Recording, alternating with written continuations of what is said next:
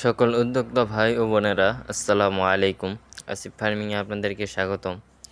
তো আজকে আমি যে বিষয়টা নিয়ে আলোচনা করব সেটা হলো ইনকিউবেটরে কীভাবে ডিম উলটপালট করে দেওয়া দরকার বা সঠিক নিয়ম কোনটা।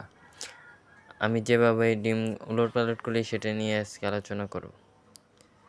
তো আমাদের অনেকেরই ম্যানুয়াল ইনকিউবেটর রয়েছে এবং ম্যানুয়াল ইনকিউবেটরে ডিম হাতে উলটপালট করে দিতে হয় এবং ডিম উলটপালট করে দেওয়া কিন্তু ইনকিউবেটরে খুবই গুরুত্বপূর্ণ একটি বিষয়।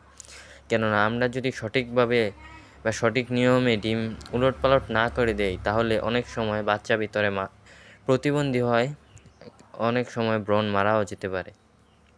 তো এই বিষয়ে আমাদের খুবই খেয়াল রাখা দরকার। তো দেখুন আমি কীভাবে ডিমগুলো উলটপালট করছি। 90 ডিগ্রি অ্যাঙ্গেলে ডিমগুলো উলটপালট করে দিতে হবে। উপরের অংশটা একেবারে নিচে চলে যাবে এবং নিচের অংশটা একেবারে উপরে চলে আসবে।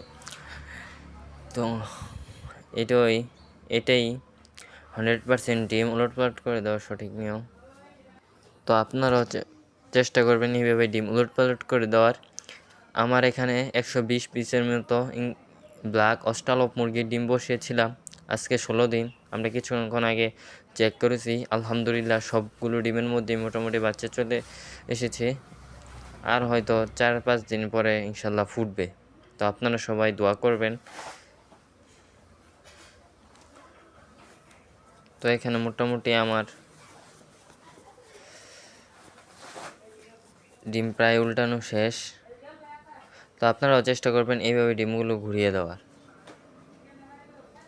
এছাড়াও যেটি খুবই গুরুত্বপূর্ণ বিষয় আর্দ্রতার বিষয়ে আমার আরেকটা ভিডিও ছাড়বো, আপনারা ওই ভিডিওটা দেখে নিতে পারেন। পরবর্তী সময়ে আমি ওই ভিডিওটা দেওয়ার চেষ্টা করব। তো আমার নিচের ডিমগুলো সবই উল্টানো শেষ। এখন আমি উপরের ডিমগুলো বসিয়ে নেব। আমার এই মেশিনে প্রায় 250 পিসের মতো ডিম দেওয়া যায়।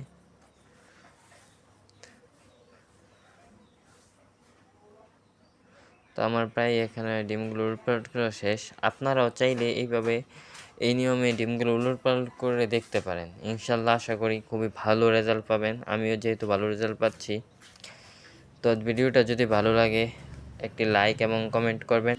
তো আমার খামারের জন্য সবাই দোয়া করবেন, আল্লাহর জন্য বারাকাত দান করে। আসসালামু আলাইকুম।